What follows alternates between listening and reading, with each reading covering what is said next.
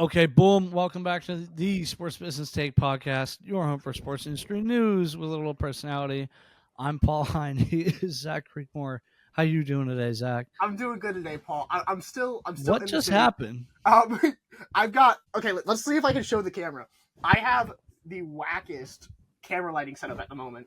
Okay. I need to invest in some like actual podcasting Yeah. stuff and like Lights. a video camera and a camera. Like I think it will be really beneficial for me. But this is my lighting setup at the moment. There's my standing lamp. Did it just fall over? Yeah, it's currently leaning up against the wall, and it just kind of it just kind of started rolling. I was like, But I will say, my lighting setup, my lighting, I'm illuminating the face. I look very demure. I'm here. I feel like I'm lit up and I'm easy to see. Maybe a little bit too much light. I haven't heard anybody say demure in a while. I know. I heard it last night, and I was like, I'm going to use the word. And then I proceeded to then go and tell a party of 5 for getting 5 tickets to our event that they are an absolute queen slay. And they loved it, and I really hope that they get to do it again. And I see them again, and it's like, oh my gosh, hey! So creating memorable moments through using pop culture references and just talking funky. Talking funky. That's funny. But yeah, my lamp is it's a trooper. It's doing a lot for me. I need to get some video lights. I'm actually at home right now. Had to come back from school for a few days. Turns out this is my flu game. Like we're doing right now. This is my reference. This is my flu game. But you're on Jordan flu game. And basically they just told me like don't go to class for the rest of the week, don't go to work. So I was like, I'm not gonna get my roommate sick and I'm not gonna get my friends in my hallway sick. So wouldn't make any sense to stay there. Plus, we have a long weekend this weekend, so I don't have to go back for a few days. But it's good to be home for a little bit. Good. You guys, I don't know if you notice or not, but I'm rocking a P chain now. One of my buddies, I know, right? One of my buddies got me this for my 21st. Just as like a stupid little gift, and I thought it was gonna look dumb at first, but I actually really like it. So I don't think I'm ever gonna take it off again. Except for maybe like in the sauna, because I went in the sauna the other day with these 2 chains on. They get hot. It was like burning the hell out of my skin. So yeah. I apologize to the viewers if I sound shitty. There's a reason for that. But let's talk about maybe the biggest American sports event of the year, which is the Super Bowl. Super Bowl 59 just happened this past weekend, right? I had a hell of a good time watching this because I have family from Philly. Shout out Uncle Dan, Aunt Jackie, and cousins. We love and I was so excited for them that they got to see such a good game, and I'm sure they celebrated a lot after. I texted my cousin Ethan. I was like, dude, you gotta go. You gotta go to the parade. But it was kind of a blowout game-ish until really the end. The final score made it look closer than it really was most of the game. But definitely one of the most fun Super Bowls that I've watched in a while. And honestly, hot take, one of the better halftime shows, I think, in a while. Here's the thing, and I've heard a lot of people talking about the halftime show, and I've heard a lot of different perspectives. It just really is like a divisive topic at the moment. And I find it so odd. I might not say greatest of all time, and I wouldn't go to say like best in the last 10 years. But I would say that like Kendrick did a good job, right? Yeah, no, it was a good halftime show. I think the interesting thing for me was like the NFL allowing him to kind of still use their stage to publicly diss Drake. You know what I'm saying? Well, I think like that was the entire point of him doing the halftime show, right? But he won 5 Grammys for effectively dissing Drake to the strongest extent. I know, but I guess my point is like I'm surprised the NFL endorsed that, I guess. You know what I mean? Here's the thing of like I don't know if the NFL endorsed it, nor do I know if like he let them know that was going to happen. Like obviously there's probably a lot behind it. I bet they coordinate. I feel like the script that they were trying to set is that the NFL didn't want him to do it and he did it anyways. Like that's what the halftime show was trying to set, which I found really interesting. True. Yeah, he kept like teasing it, and then it finally happened. That's good. Okay, so the reason we need to talk about it is that it averaged 126 million viewers total for that Super Bowl, which is the most ever. So I just wanted to draw a quick comparison to what the NCAA championship would be like, because you think that like that's the next level down of football, and the highest viewership for an NCAA championship ever was 35.6 million. Wow, that's almost 100 million less. So you're talking about like in terms of like the viewership numbers, this is a big deal that the Super Bowl was so highly watched. It peaked at 135 million viewers, so that is literally 100 million more than the highest watched NCAA championship of all time. And this is also the second straight year with record viewers. So you can continue to tell that the NFL is just climbing and climbing. My question to you would be, how do other leagues keep up with this dominance? Can they keep up with this dominance in terms of viewership? And like, who is the next to compete with the NFL? Yeah, I think you make a great point. And we were kind of talking about it before the podcast of like, when you look at the Super Bowl, what the Super Bowl is compared with is international competitions. It's compared with for viewership numbers with the World Cup. Now, obviously, as I was discussing with Paul before, of like, that's not really a comparison. The World Cup averages 5 billion people. The World Cup final averages 1 billion to 4 billion, right? But we also have to recognize that the Super Bowl is the closing tournament for a league. It is not an international competition that brings people from all over the world, right? So when you think about that, the Super Bowl really is unique in the number of viewership it gets, right? The Stanley Cup final does not get that type of viewership. The World Series final does not get that type of viewership. Yeah. The NBA finals don't get that type of viewership. And there's a lot of conversations that people have had, whether it's the 7-game series set versus the 1-game series set, or its advertisement, it's how it holds itself in societal psychology and thought process and in the minds of the consumer. But I really, really think that the Super Bowl is one of its own, and leagues really shouldn't be trying to catch up. I really think that a 7-game series is clearly different, right? Especially in the case of the NBA, the NFL, the NHL, sorry, and the MLB. Additionally, I don't know, MLB is 7-game series, yes? 7, right? So it's a totally different product. You can't compare it. True. And the reality is of like, you don't want to. Your product is totally different. Your product engages with a different audience. I think there's a lot of pointers that people could take from the NFL in terms of the value of the advertisement and the value of the advertisement space. And I think an interesting conversation that I want to have today a little bit on this topic is the NFL ad or the Super Bowl ad. And is it worth it? We know we've talked about how expensive they are and where that's kind of at. But we also must recognize that like the reason that that's value is because of 136 million viewers, but also to the point of it is a cultural moment. It's a cultural movement. Everybody in America comes together to watch the Super Bowl. Absolutely. I think the NFL does a really good job at making their product, I guess exclusive is the word I'm kind of looking for, where a lot of the other leagues, like you were saying, it's 7-game series, but it's only one Super Bowl.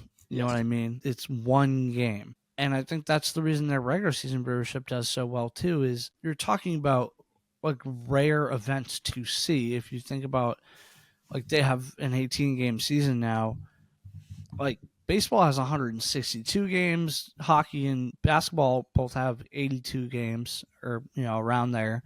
So you're talking about really having just more scarcity of your product, and I think that'll drive demand up. And especially with the Super Bowl, like if you took any of those other leagues and put those 7-game series into one championship game, I guarantee the viewership jumps up a lot from what they get for each game in the finals. So I do think that they kind of do very well with making their product scarce and that driving demand up.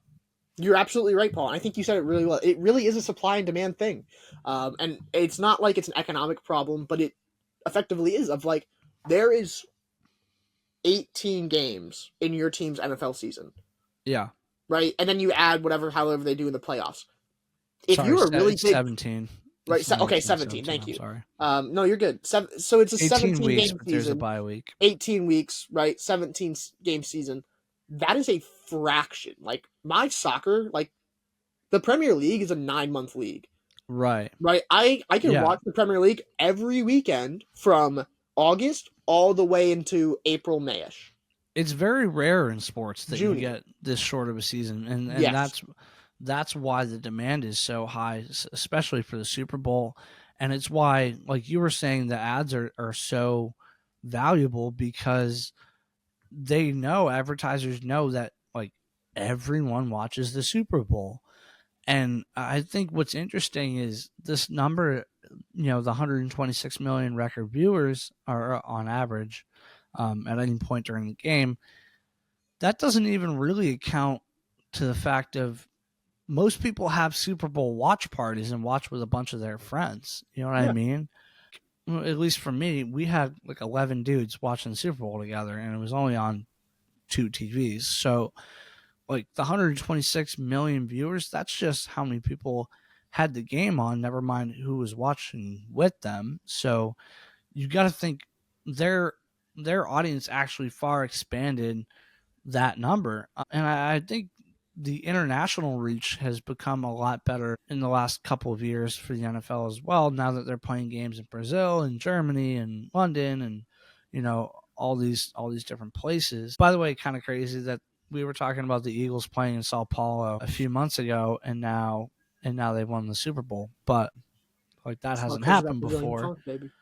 Yeah, I think that's kind of cool. Okay, so one of the questions I wanted to ask you was why do you think that this specific Super Bowl had the large well, not large increase, but had the most viewers of all time? Like, what about it made this one specifically jump off the page, or is there some outside factors such as maybe the way the ratings are changed, like I kind of wrote down here in our doc, that maybe affected this?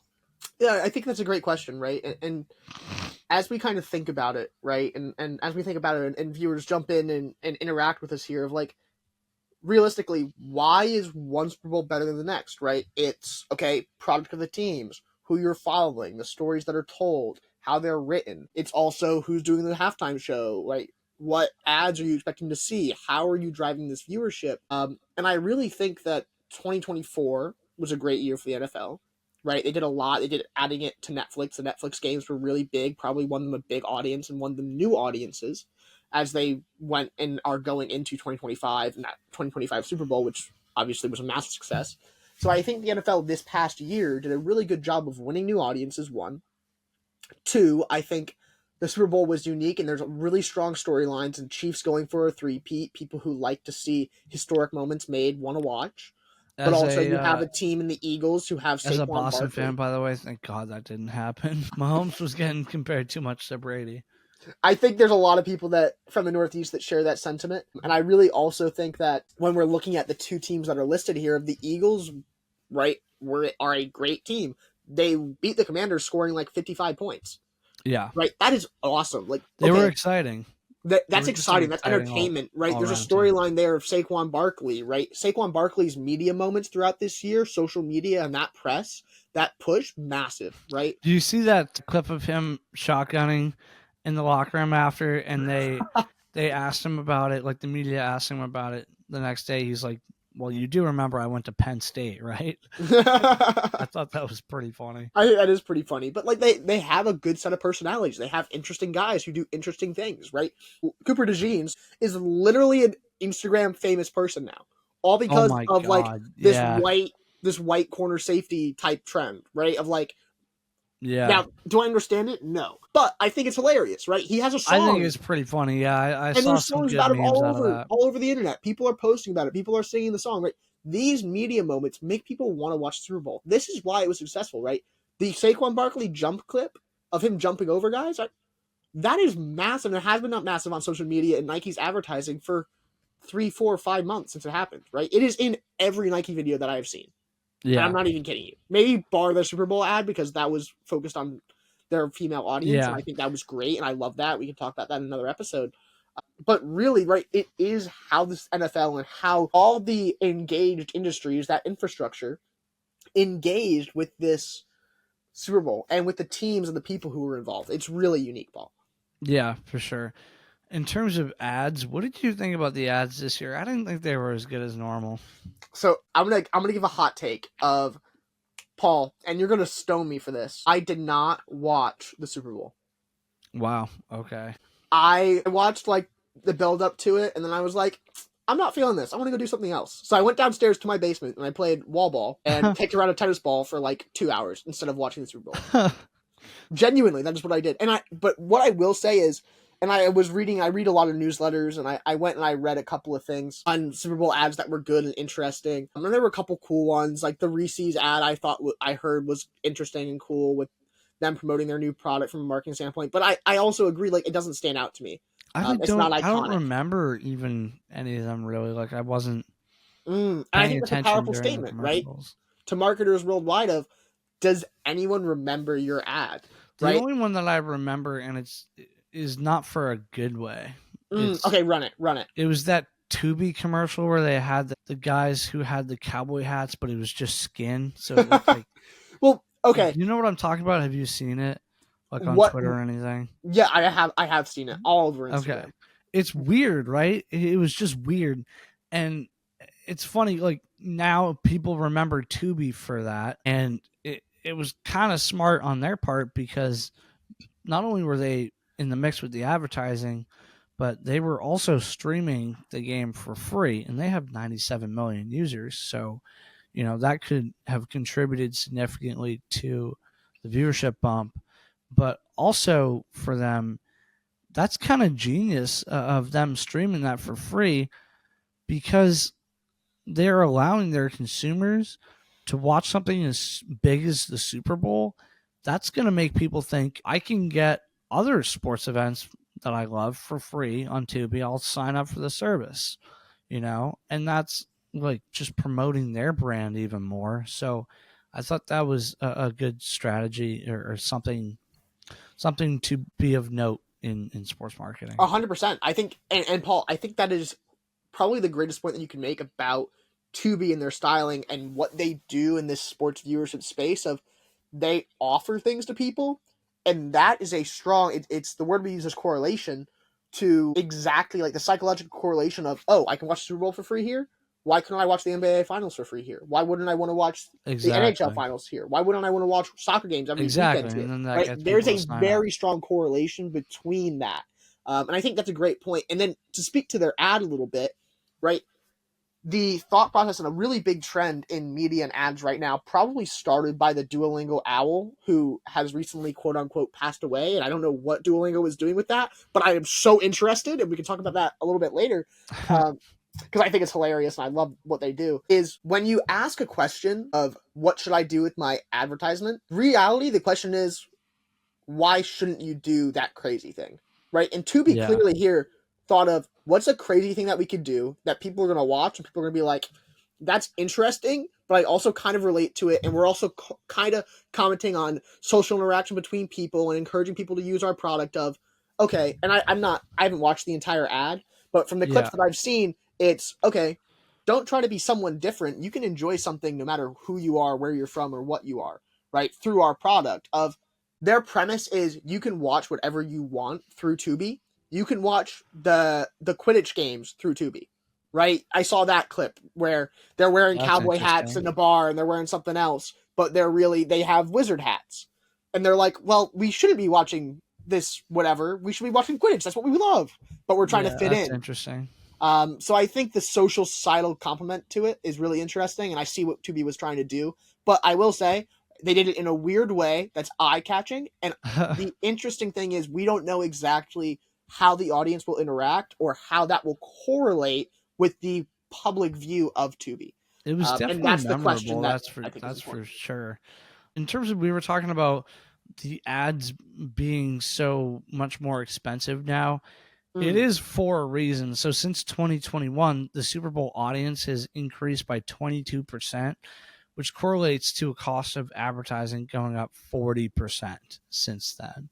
So just in terms of the numbers of that, Fox generated $597.2 million in Super Bowl 59 ad sales revenue. Think about that. How much did they spend? $600 million in ad sales revenue from this Super Bowl. And that's including approximately $470 million in national in-game spend. And what I think is, one question that I have is, how much did they spend to stream the Super Bowl? So, like, did they make a profit off of like having the rights to the Super Bowl? I would damn hope so if they're making $600 million in a night. I don't know. They might not off have. of They might have had ads. to pay $1 billion to have the rights to stream the Super Bowl. That's a good question, actually. Right. So I don't know much... what the cost of the viewership rights was, and I think that's a good thing that we can look up. And the other thing that I really want to ask is, and I was watching a video, and I don't want to seem like, I don't know, trendy or weird or whatever, right? The Super Bowl ad is a status statement. It's we are a big enough company that we can go and we can spend this much money on a singular advertisement for 30 seconds and make a massive statement, right? It creates a lot of conversations. People talk about it on the internet. People go and they watch them back. But in reality, you're spending $8 million on a 30-second segment, right? And that's a lot. And sure, there's the viewership numbers to back it up, but you are not going to make that money back through the sole one piece of that social media, of that TV or broadcast moment, right? So the interesting thing that I was thinking of was like, where could you invest that money in other ways where you're going to spend it?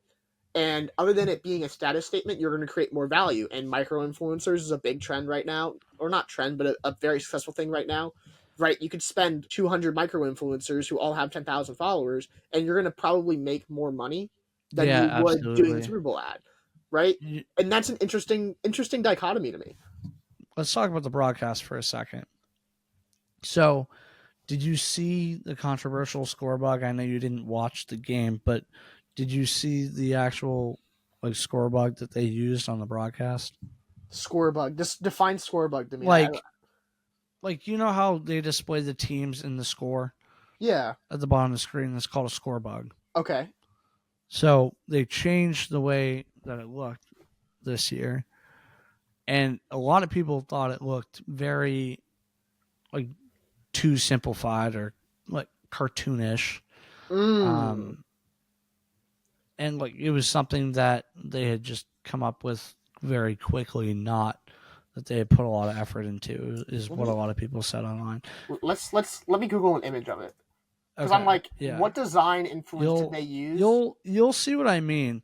I thought that they could have done better with this. It kind of seemed like to me that they were trying to do something unique, but it ended up kind of falling flat because everybody was just talking about how bad it looked because we hadn't seen it before. I think the Super Bowl is an interesting place to try out a new graphic like that because, you know, that's not, I guess, the right game to do it. I think we would probably be more used to seeing it if we had seen it the whole regular season on Fox versus, you know, just the Super Bowl. Of course. I think you make an important statement of like, people expect something, right? So if you're going to change something, you do it at the beginning of the season rather than at the end. And if you're going to test something new, you probably test it during the regular season games rather than the Super Bowl, which is the biggest game in the entire calendar. Like the Super Bowl is when you're going to say, I want to do tried and trusted methods that are consistent and effective. And I don't think they really went out of the box. It's definitely something that they went for a minimalist design, and minimalist design trends are minimalist a big thing is right the now. word I was looking for. Maybe not simplistic. And have been a big thing for the last couple of years, so it makes sense. Of just KC, Philadelphia, that's our abbreviations, right? When they score, the team logo looks awesome, right? It looks normal, it looks fine. But like, it's definitely they're trying a minimalist concept. But the biggest thing that I would say is fans didn't like it because they expect something different and their expectation was not tested in a previous state. And if it was tested in a previous state, they weren't able to collect enough data on it. I wonder if they did like a focus group or something before actually putting this out there. You know, like if that's the case and the focus groups went well, then I can't blame them for doing it. But 100%. But we just don't know if that's the case or not. That wasn't really public knowledge. Right. But I do think if you're going to do a new score graphic like this, you should probably do some testing on it first before you just throw it out there. So absolutely. Well said. That was another one of those like kind of controversial things from the Super Bowl that I thought was just an interesting talking point. Why don't we get to the traffic if we're done talking about the Super Bowl? Yeah, well, I think the last thing that I want to say about the Super Bowl is the Super Bowl is a unique event. It's special. It's a historic moment in every year.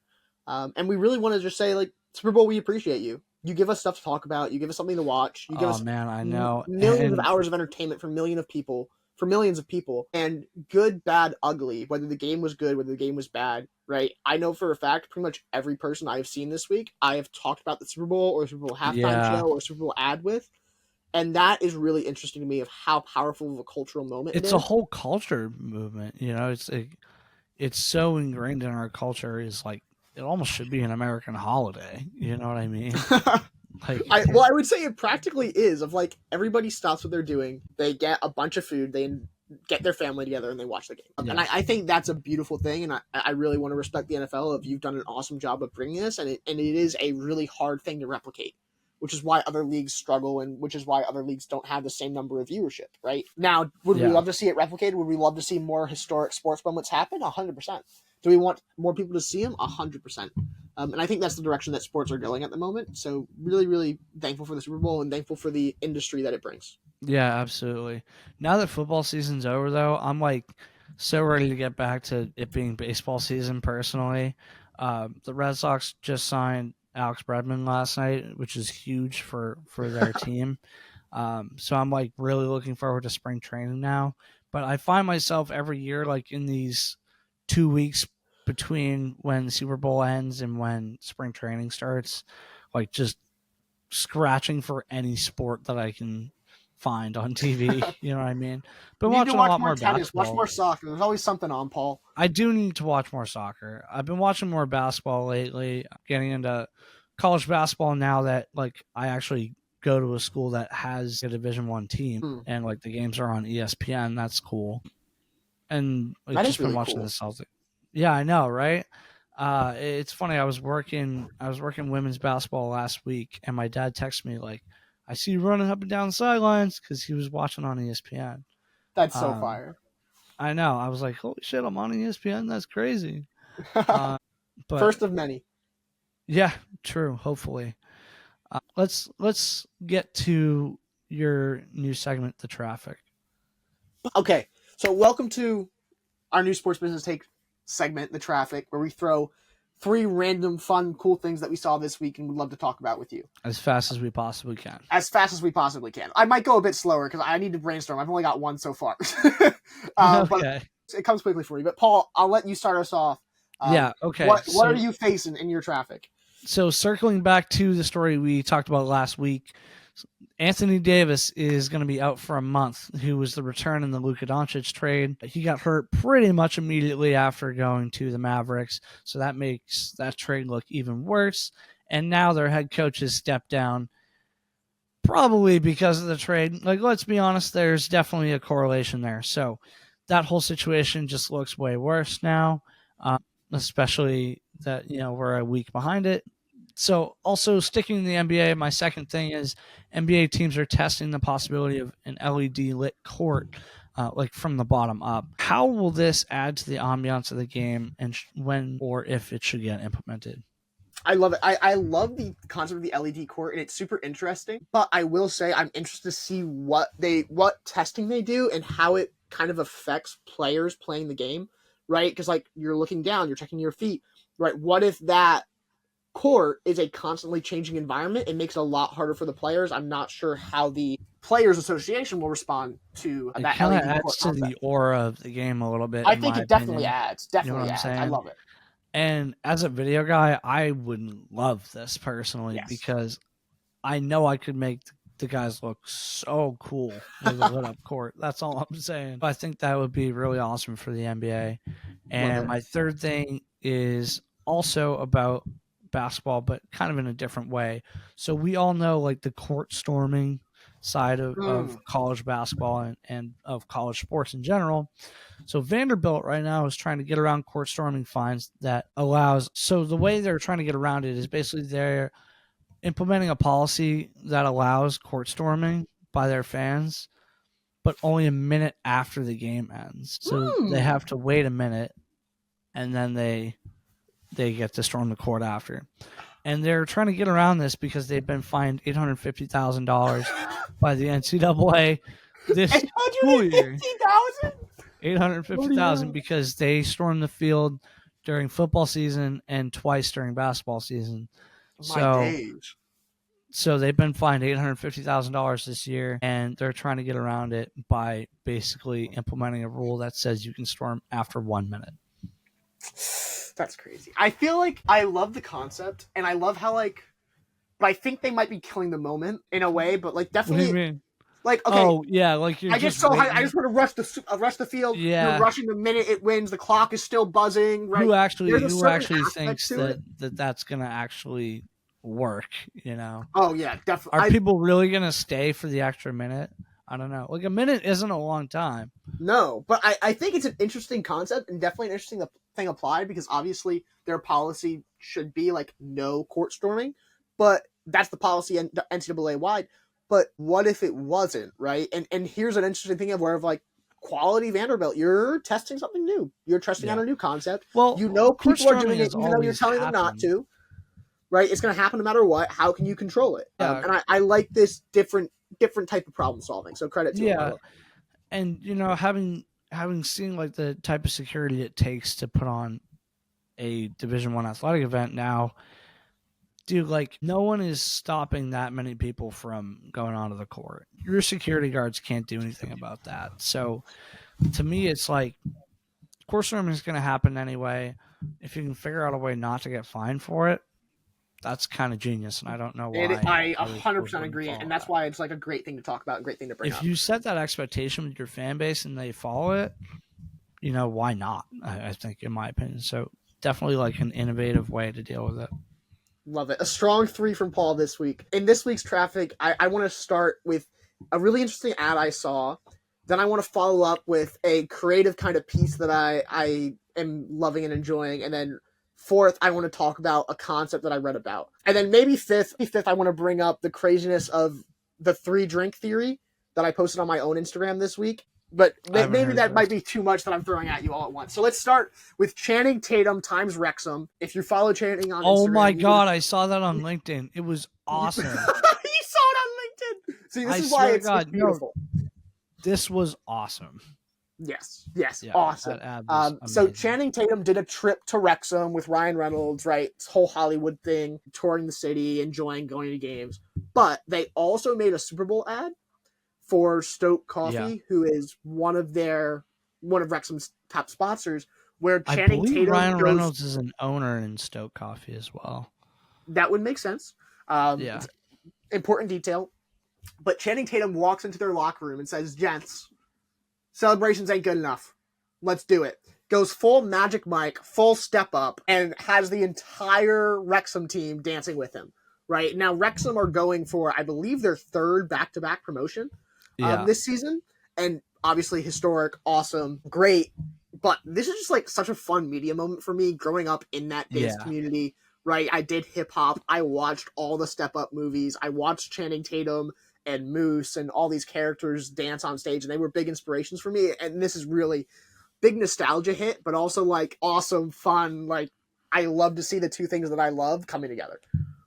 That's cool. Yeah, that was definitely a great way to advertise for sure. I think they do really well with marketing. I mean, yes, you think about it. They started out as a 5th-tier English team, and now they're a internationally known brand. So they have done very well for themselves with that. The strength of storytelling is really clear to see through Wrexham and through their documentary. They did an awesome job. If you haven't watched it, go watch it. Go watch it. Okay, part 2. I've seen the whole thing now. You turned me on. I know. I think, Paul, you probably have watched more of it than I have, just because I'm a little bit behind. I watched the whole thing. Yeah, so I put them on, but I can't say I put them on because I haven't watched the whole thing. I'm a horrible person. But I love it. Really, really cool ad. Really super fun. Okay, next concept. I started following this Dutch magazine on Instagram. Because I'm wanting to get into this advertising space, wanting to get into this marketing space, wanting to get into this creative design, creative directorship, photography, and storytelling. And through traditional methods and online methods, magazines are a massive thing, right? It's curating an aesthetic, curating design. You're displaying things interestingly. And they displayed one of the creators I follow who recycles tennis balls and turns them into like soundboards and furniture and all these things through dyeing and color design and designing furniture. And it's really, really cool. And I apologize to those viewers, but I can put it in post, the name of the person who makes it and the company that makes them. But they're really, really cool. The magazine is called Staccato, I believe. I probably said that wrong, but thought it was a really cool thing. I had quite a bit of fun with that, and I'm currently reaching out to tennis clubs in New York City to try to recover and get tennis balls, because I would love to make, like, as I record podcasts in my room and as I record videos in my room, I'd love to have a wall that's just recycled tennis balls that I've dyed. That's effectively like my soundboard, as like you would have in a podcasting studio. So I think that would be really cool and a cool background, rather than it just being like my shelf with my jeans on it right now. Yeah, I need to find a better background than just like a blank wall.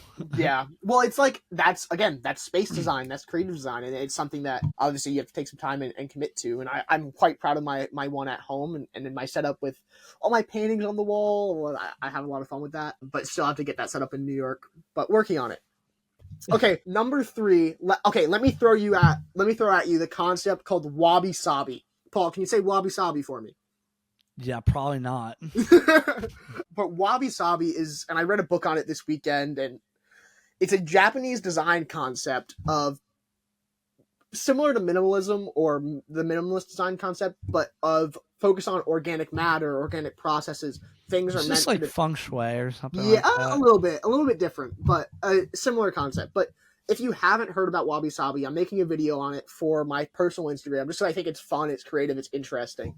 If you're wanting to invest your time into things that feel organic, things that feel natural, things that have and are meant to process and deteriorate, we want to be recognized that our world isn't always perfect, right? Something that I buy should not be in the same state in 20 years as it is now. It's supposed to grow, it's supposed to change, it's supposed to develop. I find it really, it's the perfection of imperfection, right? And that concept, and I thought it was really fun and cool. And if you're interested in that type of thing and you'd love to hear about it, check out my Instagram, but also check out a book and pick it up or Google it. It was a fun thing for me to read about this week. And then lastly, what's the last thing I was going to talk about? It popped back into my head. Okay, the 3 drinks theory. Yeah. And I'm just throwing a lot at people, and we're almost going on 10 minutes for this, but I think it's just fun. I am and Paul, I don't know about you, I am a chronic multitasker. Yeah. So like I'm sitting here and I'm too. Like working on a paper and I'm also watching a TV show or watching a movie. Oh yeah. Whenever I do work, I need something on in the background. Like, I need a TV show on in the background, or I need music, or I need a podcast. Like, I cannot focus on just one thing. Other than when we do this, I can just do this. You know what I mean? Yeah, of course. That's basically it. I can do video editing like by itself sometimes, because especially like with audio, you need to do that. But yeah, most of the time when I'm doing schoolwork, I have something on in the background.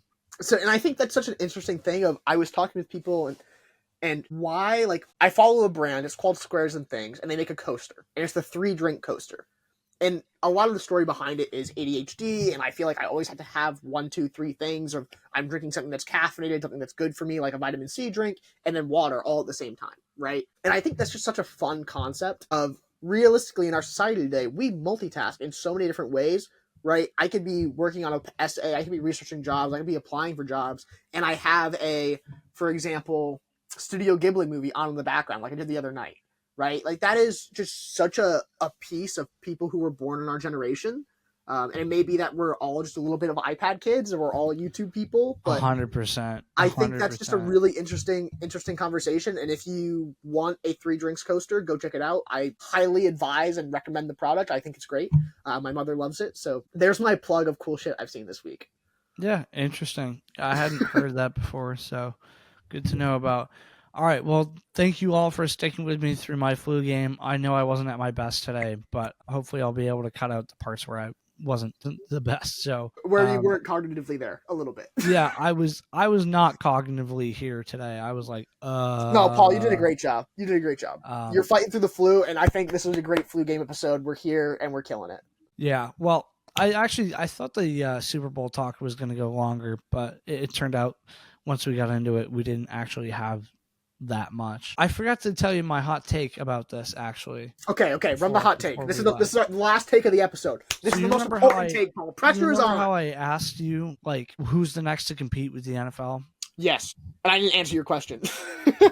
I think it is the Banana Ball Championship League when they actually fully form and have a 60-game season next year. I think that's a great take, and I think that'll be really interesting to see what their viewership does. I really want to see. I would say you're right, but it's going to take 10 to 15 years. It'll take 10 years, but I do think they've grown so much in the last 5 years that they have exponential possibility of gaining more fans. So, and that's the whole goal. So that was kind of my hot take of who's next up. Great to take. Potentially compete with the NFL for viewers. So I like that. Again, thank you all for listening. And as always, smash that like, comment, subscribe button, and go follow us on our socials. Thank you guys, and take care of yourselves. We'll see you next week.